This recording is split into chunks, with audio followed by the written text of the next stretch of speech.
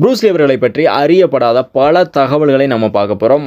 Bruce Lee அவர்கள் பிறந்தது 1940 November 27.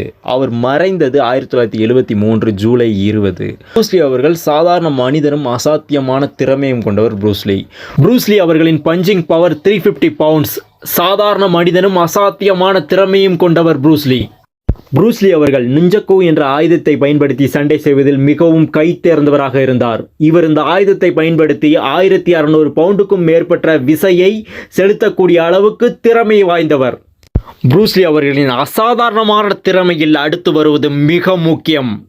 அவர் சாதாரண கதியில் 1500 புஷப்புகளும், ஒரு கையில் 400 புஷப்புகளும், 2 விரலில் 200 புஷப்புகளும், ஒரு விரல் அதுவும் கட்டை விரலில் 100 புஷப்பும் எடுக்கக்கூடியவர், அதுவும் ஒன் கோவில். ப்ரூஸ்லி அவர்கள் அவருடைய 13 வயதிலிருந்தே தற்காப்பு கலையான விங் சுன் குங்ஃபூ என்ற தற்காப்பு கலையை